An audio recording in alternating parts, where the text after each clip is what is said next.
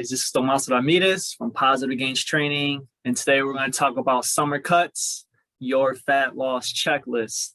Okay, so I'm going to do what I did last week. Last week I shared a PowerPoint. This week I just made a Google document or a Word document, and we're just going to kind of follow along with that. I liked it because I feel like you guys can see what I'm talking about, kind of get an idea, and I'm just going to explain and elaborate as much as I can. So just follow along and we'll try to make this as short and sweet as possible. I can't guarantee that it will be, but we'll do our best. Okay. All right. So summer cuts, your fat loss checklist. So again, my business brand is Positive Gains Training.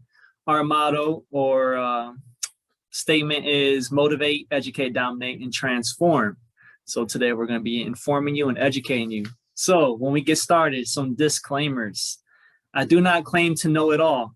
Okay, I have taken classes in 2020. One of the things that I did do was I enrolled myself into what's called the Nutrition Coaching Institute. It's an institute that specializes in teaching people nutrition and how to teach that to people. I feel like that's important because if you get a nutrition certification, sure, you may know about nutrition, but you don't really know how to apply that to people and teach them how to use it. And I think what's the point of all the knowledge if you can't apply it?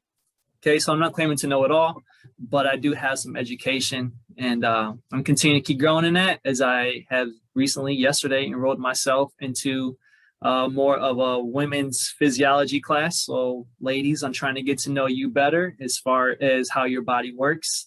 Chances are I know how to use your period for your benefit better than you probably do, okay, from a book that I learned. All right. Number 2, there's no overnight successes. So if you're looking for a quick fix, this is not for you, okay, or it's not going to happen. Let's just be honest. This is a lifestyle change. It's not just going to happen overnight, okay? Build muscle. So you're either trying to get bigger or you're going to lean out. You got to define your goals. We'll talk more about that because as we'll learn, it's not possible to get bigger and lean out at the same time. It's either one or the other. Okay. Number 4, you're probably not doing keto. Keto is our top diet fad right now. Everybody thinks they're doing keto. Chances are you're probably not, because true keto is 70% fat, 25% protein, and 5% carbs. So if you're eating that much fat, then you are doing keto. But if you're not and you're eating a lot more protein than you are fat, then you're not doing keto. You're just doing low carb. And number 5, no, you can't take a magic pill to get where you want. Okay, there's no such thing. I know there's a ton of different products that are trying to say, just take this and do absolutely nothing, change nothing about your lifestyle, and you'll see the results you want. Sure, it might make you feel a little bit fuller, whatever the case may be, and you're using 4,000 calories of junk food a day and you dropped it down to 2,000, you're going to lose weight regardless of you didn't change nothing, but just the amount of calories you intake. Okay, so that's just some disclaimers. So we're going to go ahead and get started. All right, so the checklist. Number 1, I think the most important thing when it comes to fitness and making a change is your mindset. I don't care where you are. I don't care what you're trying to accomplish as your goals. I think you have to have the right mindset. You have to really be in this 100% because it's going to take a lot of work. It's going to take a lot of consistency. It's going to take a lot of determination. It's going to take motivation when you don't even have it. So it's that mindset of choosing, yes, I'm in this, or no, I'm not in this. Okay, so little point number 1, goals. So in the Nutrition Coaching Institute, I learned what's called the triangle of awareness. If I had something to draw it out, I would draw it out for you. But there's 3 different points. So at the top point, there's performance. At the left point, there's body composition or aesthetics. And at the far right point, there's long life. Okay, I always display this in my orientation because it tells me what clients' goals are and it tells me what clients' goals are not. As a trainer, people tend to not know what their expectations of me are. So this kind of helps me to understand what their expectations are and provides them with the results that they're here to buy or purchase from me. Okay, so knowing your goals is obviously important. Then goes into the 5 whys. Chances are we're very shallow with our answers. Most of the time it's, I want to lose weight. Great. Everybody else wants to lose weight too. But why do you want to lose weight? And based on some other books that I've read, it usually takes about 5 whys for people to finally get down to a real emotional reason on why they're trying to accomplish what they want to accomplish.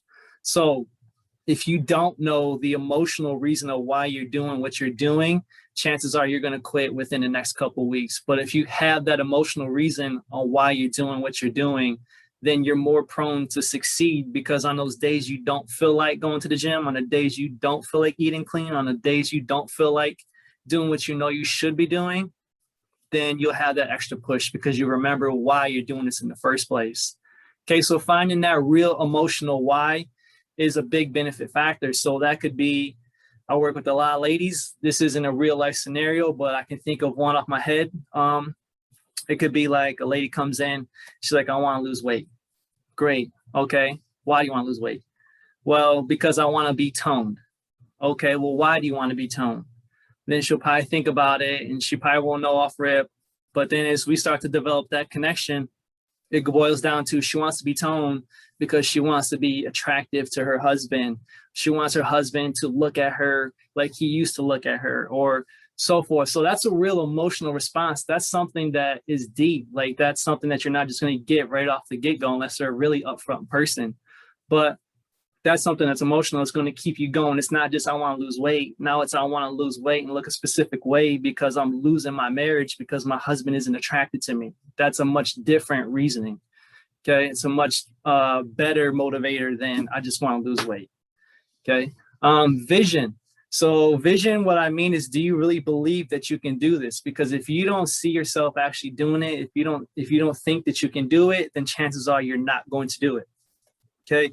Let's get biblical for a second. In Proverbs, it says, as a man thinks in his heart, so is he. So if you don't think you can do this, you're not going to. If you don't think you can do something, you're not going to. You already have the mindset of failure and it's not going to happen. So sorry to tell it, just play it what it is. Okay, will do's and will nots. So we all have those will do's, those things that we are willing to do, but we also have those things that we are not willing to do. Okay, that's what makes my job pretty hard, because we develop what's next, routines, patterns, and triggers. We develop those things that are just become routine in our life. So maybe it's routine every single Friday after work, just got paid, you go order pizza, watch a movie, whatever the case may be. Okay. Some other triggers, maybe you go out on the weekends and that's when you just get drop dead drunk and you're just constantly consuming beverages and bad foods. Okay. So like, we got to find out, like, what are you willing to do? Like right now, if we got started, what are you willing to do? And what are those things that you are not willing to do? Because we got to meet in the middle somewhere.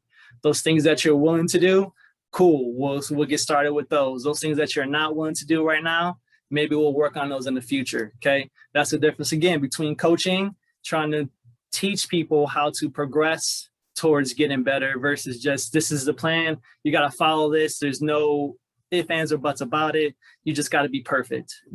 That's just not real life. Okay. No one's going to change that way.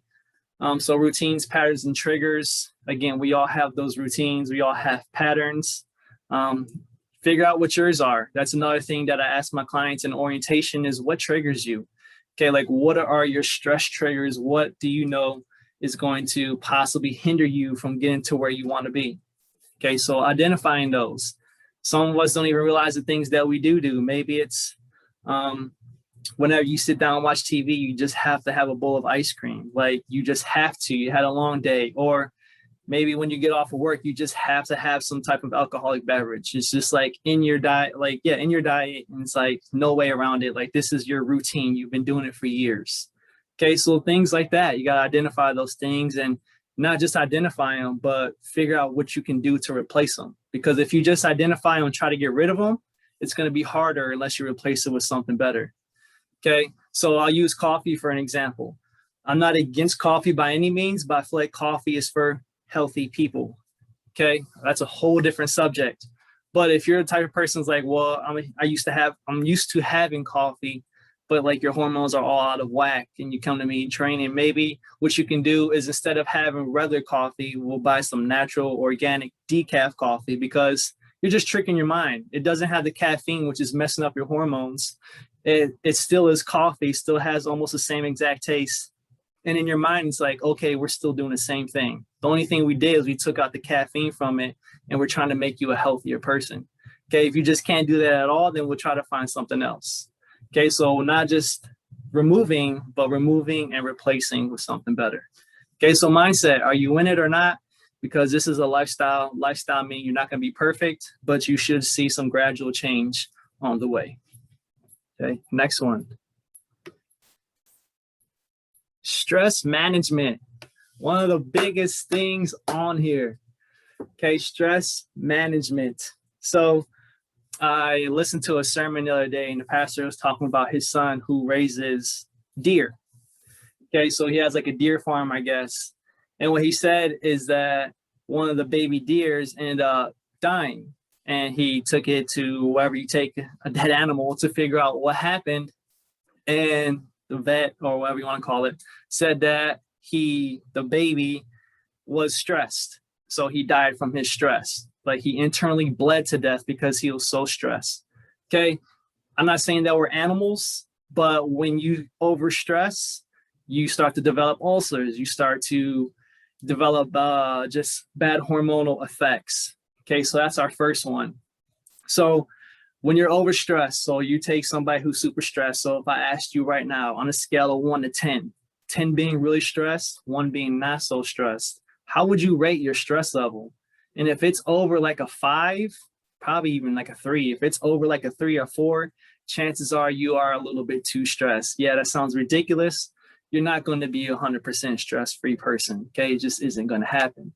But if you constantly stay at those higher levels all day, you enter in what's called a fight or flight mode. I'm sure most of us have heard about that if we've ever taken a biology class, or maybe it's been a long time. But fight or flight basically means you're on high alert. Your body is like expecting some type of catastrophe. It's expecting some type of wild animal to jump out at you and attack you, and it's ready to either fight it or run away from it. Okay, fight or flight, and that response is due to cortisol. Okay, cortisol gets a bad rep. We would not be able to survive without cortisol. The problem is we never do anything to manage the cortisol. We just live in a highly stressed state, and we don't live like wild animals, or we don't live in tents, so we don't have to worry about that. But now today, our stressors are usually work. Sunday night comes around, you're stressed out about Monday because you don't want to go to work.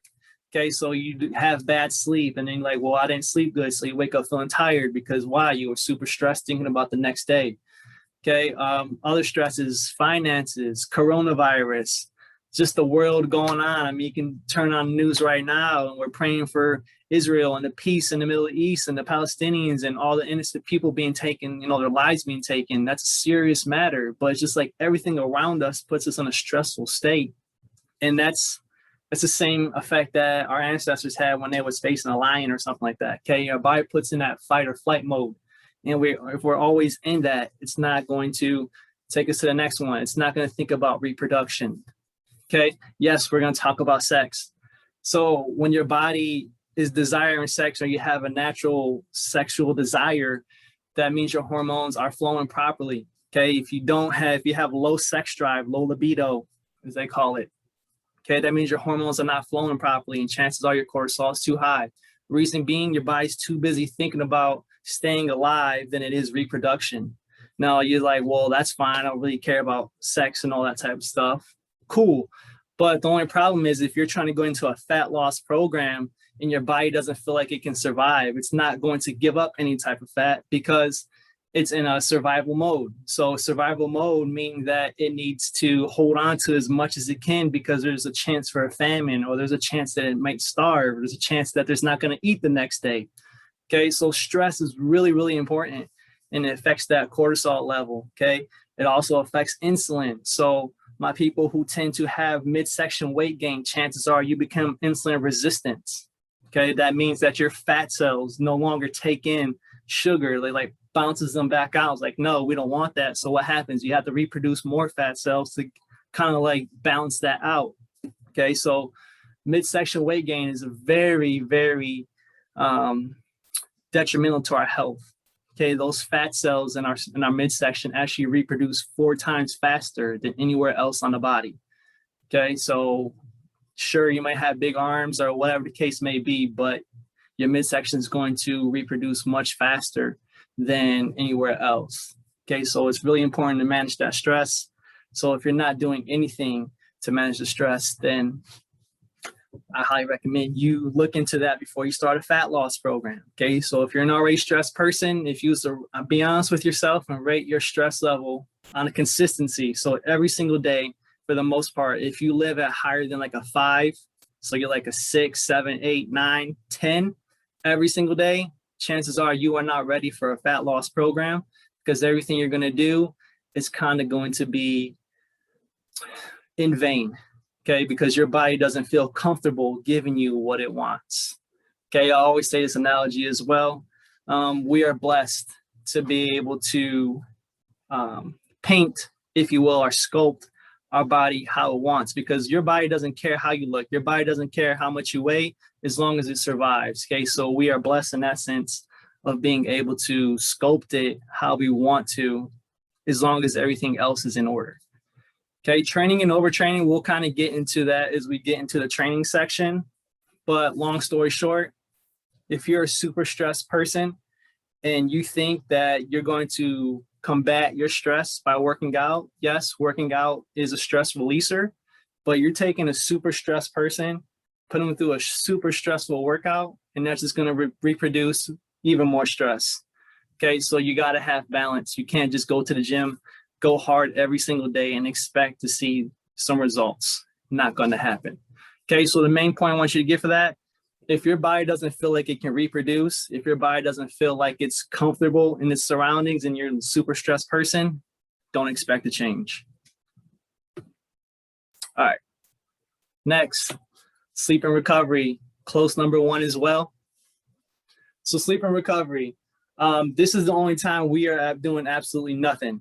Okay, so your body's like, thank God he or she finally is asleep. Now I can start to do what I'm supposed to do. Okay, so sleep and recovery are hormonal effects. Most people's cycles, as far as like their cortisol and melatonin, is out of whack. Like I very rarely will I get one person who will tell me as soon as they hit the pillow, they're knocked out. They don't have a problem going to sleep, or they wake up the next day feeling super energetic and just ready for the day. Very rarely do I find a person that says, yeah. Okay, what that tells me is that your cortisol is really high at nighttime and your melatonin is really, really low. And then in the morning time, it's vice versa. Your melatonin is really, really high and your cortisol is really low. Okay, so when your cortisol is really low, you don't feel awake. You feel sleeping still. Okay, and our cortisol is supposed to rise when the sun rises. That's why if you was to live in nature for 2 weeks, take about 2 weeks, 10 days, no electronics, and you just got up with the sun, your hormones will get back into balance, okay? Because we're naturally responding to our outside environment. It's just all the electronics and all the radiation that we have going on around us that just throws us all off. Okay, so sleep and recovery is the only time where our body's doing absolutely nothing, okay? And it plays an effect on our recovery. So better sleep. Now, quality over quantity. I know we all hear that you need to get 8 hours of sleep, but if you know you can get at least 6 good hours of like great sleep, so that means not waking up in the middle of the night to go to the bathroom, not waking up in the middle of the night because you have insomnia or whatever the case may be. If you know you can sleep straight through the night, then I would take that over somebody who's trying to get 8, 9, 10 hours of sleep. Okay, because it's always quality over quantity. Sure, 8 hours sounds good. It gives us that chance to try to reach that quality of sleep. But in all reality, if you can get quality over quantity, always go for that. Okay, and then electronics. So blue lights, most people don't know about this either. So when you take your phone and you look at the screen, or you watch your TV, or you use your laptop, the light that's emulating from the screen is a blue light, which is a very long wavelength. And what that does is that it tells our mind that the sun's coming back up again. Okay, so it kind of gives us that second wind, if you will. So like I mentioned, our bodies are natural responders to the outside environment. So if it thinks the sun's coming back up, then it's going to give you that second awakening and you're not going to feel tired. So my people who are laying in bed with their cell phones, or laying in bed watching TV, or laying in bed on their laptop, chances are you're disturbing your sleep. Every couple minutes is decreasing your melatonin drastically.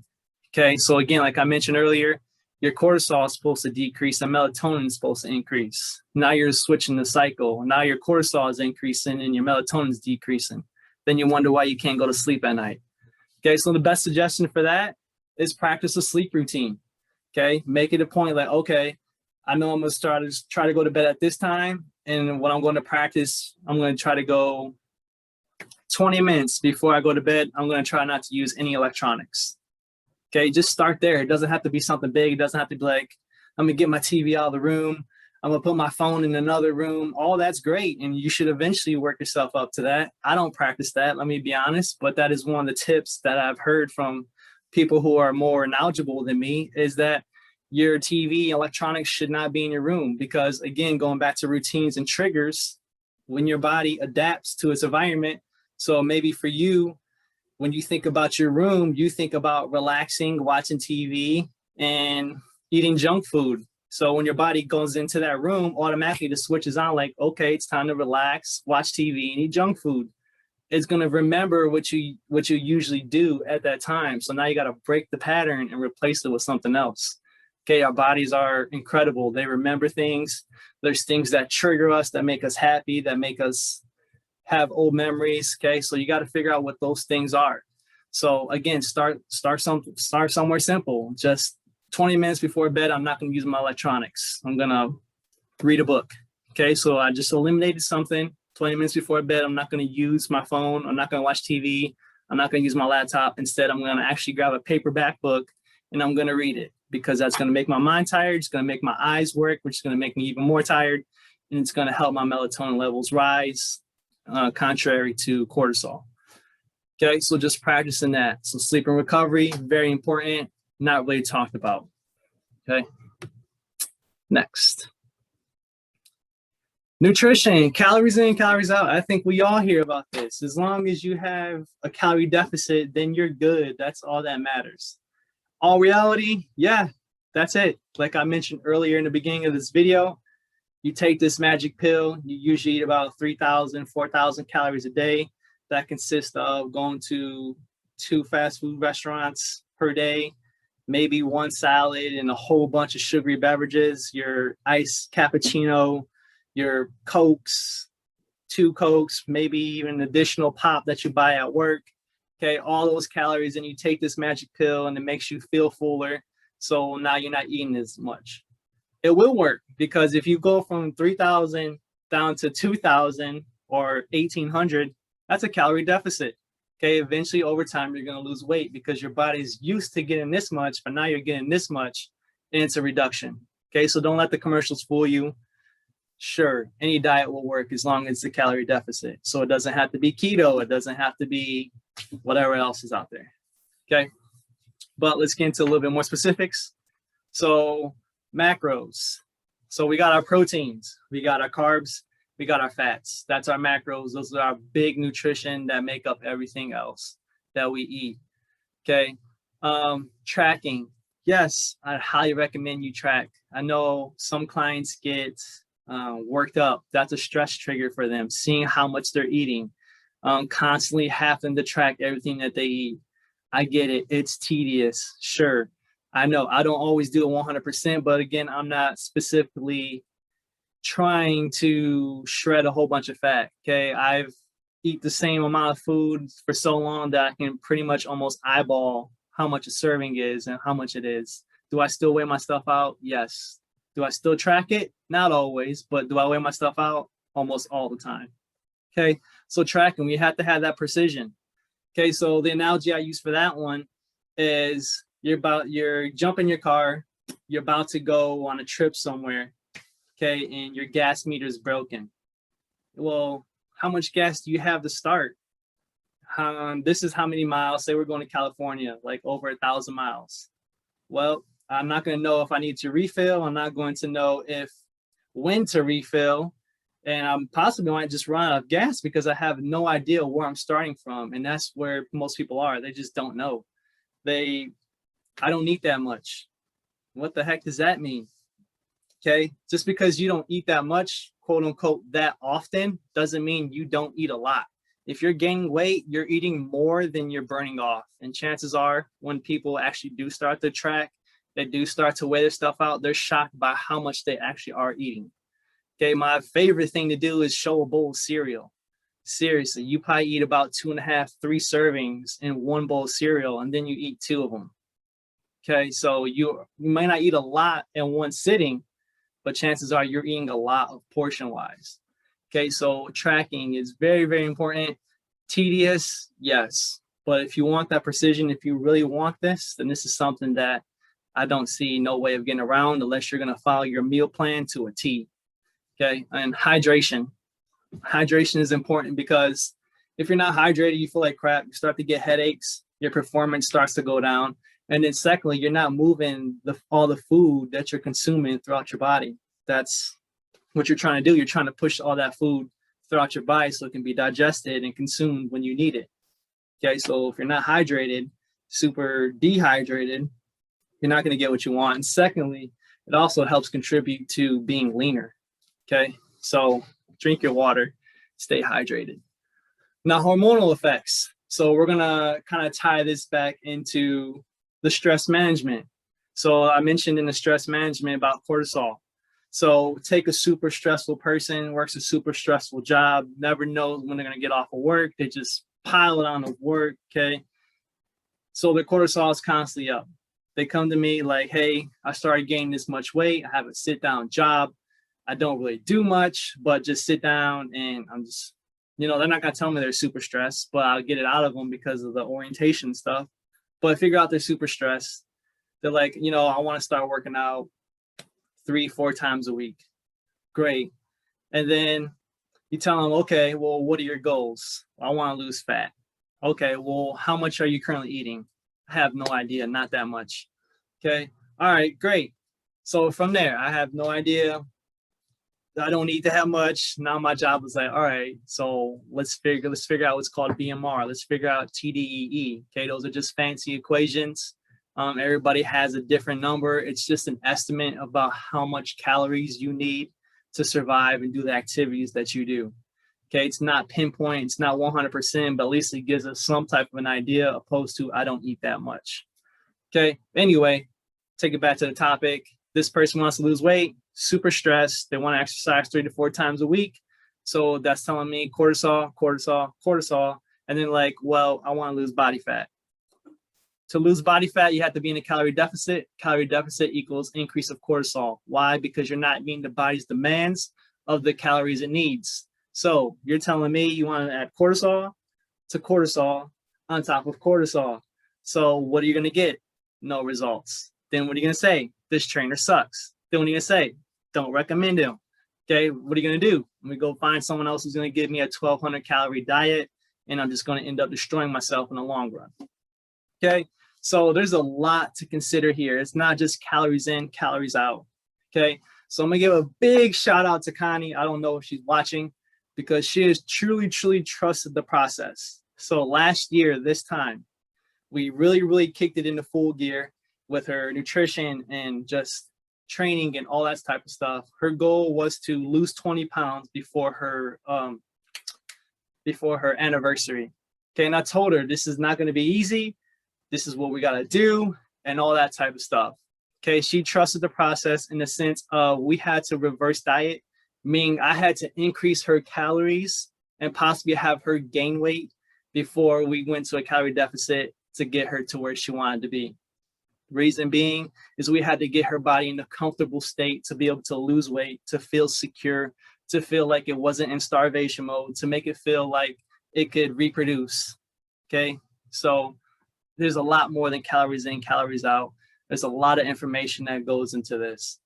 Okay, so cortisol, it's not something bad. It's just we don't manage it well and we're always super stressed. So insulin and insulin resistance, again, as I mentioned, cortisol tends to add insulin resistance. Okay, you start to get bigger in the midsection because your fat cells just don't want any more sugar in them. So it has to multiply to kind of compensate. Okay, make deposits. Yo-yo dieting. Yo-yo dieting is where you diet, you do it for a period of time, short period of time, you lose some weight, and then you just go back to the old way. And then you do it again, and then you go back. Then you do it again, and then you go back. Okay, like a yo-yo, you're going up and down. What you're doing is you're messing up your hormones. you're making it harder for you to lose weight. Okay. Any weight that you are losing is probably just water weight, because your body does not want to give it up, because again, your body remembers things. So if it remembers what happened when you did the diet last time, you're just going to make it 20 times harder, because like, that's not a comfortable state. I don't want that. Get it out of my face. Okay. So if you're going to do this, you got to be 100% in it, because if you're not, then I'm not going to say don't get started, but I am going to say we need to start making small changes before we can get you to where you want to be. Okay, so you don't want a yo-yo diet. Dedication and consistency. So dedication, again, I'm already touching on that. You have to be in it 100%. This is a lifestyle change. This is not going to happen overnight. Now, consistency. Consistency is one of the analogies I like to use is, say we have somebody who eats 4 meals a day. Okay, so 4 meals a day, 7 days a week. That's 28 meals. Okay, 28 meals a week, and they have 2 bad meals during that week. So that means 26 of those 28 meals were legit, on point, healthy, and beneficial. Okay, do you really think that those 2 meals are, in the long run, going to really harm them? Chances are no, not really. Okay, and that's why I feel like our mindset of all or nothing kind of throws us out of whack. Okay, it's not always all or nothing. It's just developing some type of consistency. It's just, okay, so for instance, one of my consistent factors is you're going to start to eat vegetables, 2 servings of vegetables a day. Okay, take that, start to build on it. Okay, all right, we're going to take that. Now we're going to start to monitor how much protein we're getting. Okay, we're going to, once we master that, all right, let's start to add on to that. Okay, we try to do this 180 or 360 degree change, and it's just too much. You're just trying to change too much at one time. And then you just quit and you feel defeated, like you just can't do this. And trust me, you can do this. It's just going to take some consistency, some planning, and possibly some training. Okay, someone to hold you accountable and someone to teach you these things. So stay consistent. I know you want to quit. It's easier to quit, but consistency is always the key. And then lastly in this section is grace or practice. So we're our own worst critics. I don't feel like we give ourselves enough grace or the ability to say, you know, dust yourself off and let's try again. Okay, we're always so hard on ourselves. This is a lifestyle change. It's not just going to come naturally. As soon as you start to go on this quote unquote diet and you see the things that you are eating, your mind's going to be like, dang, I'm really craving this pizza. Dang, I'm really craving some tacos. I'm really craving this junk food that you wasn't even thinking about 20 minutes ago until your trainer was like, here, this is your nutrition plan. And you're like, dang, I really want to do this. It's like, as soon as you see what you quote unquote can't have, your body automatically is like, that's exactly what I want. Okay, that's just our human nature. You just got to build, not only say resistance, but you just got to learn how to have that self-control and to, again, find that emotional why you're doing this in the first place. And just practice better habits. You practice better routines. Okay, maybe you chop up your meal plan. Like, okay, I'm going to practice. Look, with my one client, Phil, gave him a meal plan. And the only thing we're doing is we're practicing our pre-workout and post-workout meals. That's it. Once he masters that, then we can move on to something else, because I'm not trying to overwhelm him. I'm just trying to help him to build gradual change. Okay, so practice. Practice makes perfect. Tell yourself in the gate, you're not going to be 100%, but you are going to give your best effort. Okay, there's a difference. Don't just go into like, well, I can just quit when I want to, and that's that. No, we're going to do this, and we're going to start to build changes. Okay, so nutrition, calories in, calories out. All right, training. I believe this is our last one. Yeah, so training. So there's all types of different types of training. Strength training. All my cardio people who like to just run on the treadmill and think that just going for a jog every single day is going to have you looking how you want to, chances are you're just going to make yourself what's called skinny fat. So skinny fat is basically where you do nothing but steady state cardio. So that's like jogging, stair climber, elliptical, all that type of stuff, and hardly any type of strength training. So hardly any type of lifting weights or body weight exercises. Okay, what you're doing is you are breaking down your muscle tissues to supply you with the energy that you need, especially if you're in a calorie deficit, and it's going to make your muscles smaller. because what you're teaching your body, what you're training your body to do is become lighter, because in order to become lighter, it's going to survive better because you're telling it that there's some type of activity going on. So let's say us fellas, when your body gets lighter, what you're telling it is that it's time to hunt. So you got to be quick, you got to be fast, you don't want to be big, you don't want to be bulky, you need to go hunt. Okay, there's animals faster than you, so we got to be fast, we got to be light. Let's remove everything that we can that holds us down. Okay, so if you're that type of person, you're just going to make yourself skinny fat. Am I against jogging? Am I against steady state cardio? No. But if you're not doing any type of strength training, you're not going to get toned, you're not going to get lean, and you're not going to properly rebuild that muscle that you really want. Okay, so strength training, hypertrophy training, okay, lifting weights in general, okay, lift weights and challenge yourself. HIIT. So HIIT stands for high intensity interval training. True HIIT is actually where you go a short period of high intensity. So I'm talking like 90, 95% to 100% of your max effort. So that's the difference between running and sprinting. Most people think they're doing sprints, they're just running really fast. Okay, sprinting is when you're going all out as hard as you can, no holding back. Okay, that's what HIIT is. That's the definition of HIIT anyway. So that's going for a short period of time and then recovering about double to triple, even quadruple the amount of time that you just exercised for. Okay, so for instance, if I'm going to do 20 seconds of a hardcore run, just as hard as I can, okay, that means I'm going to need to recover for about 40 seconds, maybe a minute and 20 seconds, maybe even 3 minutes, who knows? Okay, but what I'm trying to do is I'm trying to push my body so hard that it takes time to recover. Okay, now there's other concepts like the Tabata, or what we find at most classes that are called HIIT, where it's like you do 40 seconds of work, 20-second break. Okay, so whatever your workload is, your time, you do half of that for your rest. Okay, nothing against it. It's just not the true definition of HIIT or what HIIT is intended for.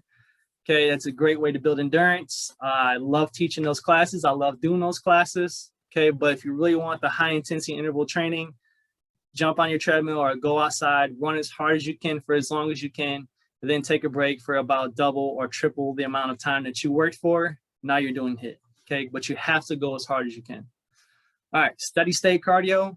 That's simple. That's just staying at a steady pace. So that's going for a walk. That's just jogging on a treadmill at a certain speed. Okay, that's doing a stair climber at a certain speed. That's the elliptical, whatever. So main important thing is you're staying at a steady speed throughout the whole entire time. Okay, that has its time and place. Walking is very, very beneficial because, as I mentioned, that fight or flight, believe it or not, walking is actually a stress reducer. So if you go outside, like today is a great day to go walking. What you're doing is you're staying active, but it's what we call a low impact activity. So that means that your heart isn't necessarily racing the entire time, which drives up that cortisol. Instead, you're at a nice steady pace and your body's actually relaxing while also burning calories at the same time. It puts us in what's called the rest and digest phase, or the parasympathetic phase. Okay, so that's the phase that we're trying to get. We're trying to get into that calming, relaxing, like the yoga stuff, just meditation, that type of stuff. Okay, that's good stuff because it helps with recovery and reduces stress. So even breathing activities before bed, great. Okay, so steady state is just going at a steady pace. Now intensity, I think that is often overlooked because you don't have to be in the gym doing 20 different exercises. You can do 3 different exercises, but as long as you do them almost as hard as you can, then chances are you'll see the results that you want. And I feel like that's where we go wrong. We want to go do 6 different exercises for chest, 5 different exercises for back, a whole bunch of different exercises. I think the only reason why we really do that is because we get bored, but you don't really need that. As long as your intensity is there, as long as you're pushing and challenging yourself each and every week, then you are breaking that muscle down and rebuilding it properly. Then you're going to see the results that you want. Okay, you can be in the gym for 45 minutes to an hour and still get great results compared to the guy who's in the gym for 2.5, 3 hours and just doing a whole bunch of different stuff, but not really pushing himself, that muscle mind connection. Okay, so that's important with training. But in relation to fat loss, as I mentioned, take somebody who's already super stressed and then they want to start training 3 to 4 times a week. That's fine. But in my perspective as a coach, we're not always going to be going hard at every single session. We may be doing some flexibility, some mobility, some stuff that's going to kind of take you out of the fight or flight, because we need to get you into a more peaceful, calm state to get your body to lose the fat that you want to see. Because if not, we just keep adding fuel to the flame, basically. Okay, so overtraining, you start to feel it because you're fatigued, you're unmotivated, you start to get injuries. Okay, your joints start to hurt. All that type of stuff is good indication that you're overtraining or you're just overworking, period. And it's time for you to take a break, especially when you're in a calorie deficit. Okay. All right. So our checklist to kind of wrap things up. So summer cuts, your fat loss checklist. So we have to develop that mindset that yes, we are 100% in. We're going to do this. It may be slow, gradual change. We may be changing a few patterns, some routines, but we're going to do this. We're not going to yo-yo diet. We're not going to start it, stop it, start it, stop it, start it, stop it. But we also are going to allow ourselves grace, allowing us to practice. Okay, we're not coming into this like we're 100% perfect, but we are coming in there like we're going to do this. We're committed and we're willing to push through. Communicate with your coach that, hey, this is the troubles that I'm having. And the coach is supposed to help you like, okay, well, this is what we can do. Okay, so you have to develop that mindset. You got to want it. You got to find out why you're doing this in the first place, what's really motivating you. Try to find that emotional factor and then take it to that next level.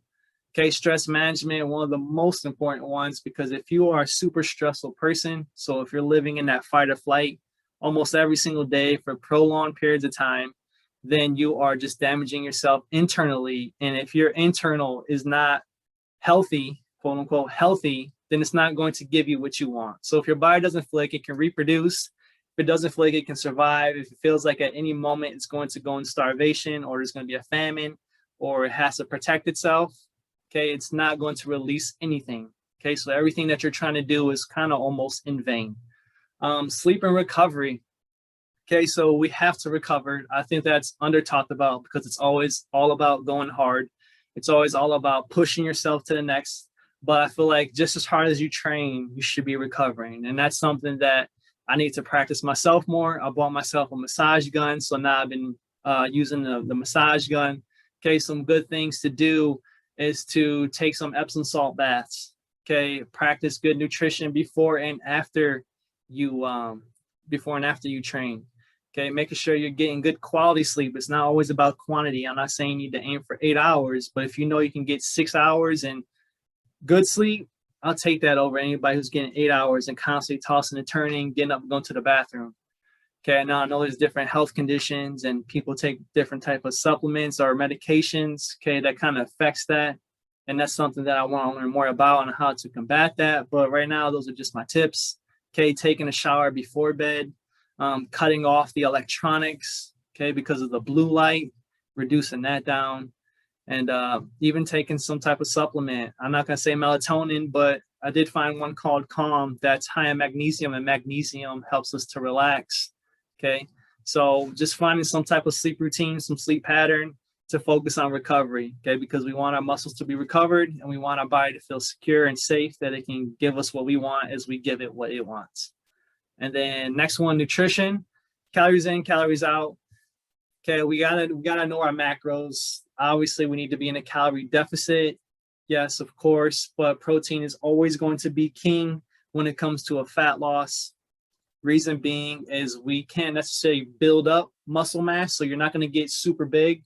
But what we can do is maintain and try to moderate how much muscle we lose, because in that calorie deficit, your body's not getting enough energy or enough fuel to be able to survive. So it has to go elsewhere. And that usually comes from your muscles and it comes from your body fat. Okay, so that's why people start to lean out, is because your body's like, okay, that's all fat is. Fat is just stored energy. So your body's like, all right, great. Since we're not getting enough here, we got to go to our fat storages, and it starts to use that. And then protein in itself, if you didn't check my message last week, go watch my old YouTube video on how to buy the best protein powder. But protein in itself is a thermogenic, meaning that when you ingest it, it actually burns a lot of calories because it's so hard for the body to break down. Okay, so get enough protein. Your fats and carbs are going to fluctuate. Ladies, little pro tip, keto is not for you because you have a menstrual cycle. Okay, your menstrual cycle, you need carbs. Sorry. Can you do a low carb diet for a period of time? Sure. But again, keto is not for you. Get off the keto. You're just going to get skinny fat. You're just going to damage your hormones. If it works for you, great, but it's not the best way in the long run. Okay. And then training. There's different types of training. Just make sure you're not overtraining. Okay. Know your stress. As hard as you train, you need to recover just as hard. So stress management. There's different types of strength training. You definitely want to strength train, okay, for everybody. Ladies, you will not look like a man, I promise, unless you're taking testosterone and other type of supplements. Okay, that Instagram girl that you admire so much, okay, she, as long as she's natural, she strength trains probably more than she does cardio. She just kind of does a mixture of strength training and probably HIIT, okay, to get you that rapid calorie burn, and all while building muscle and breaking muscle down, trying to get a little bit bigger. Okay, so that's our checklist: mindset, stress management, sleep and recovery, nutrition, calories in, calories out, yes, and training.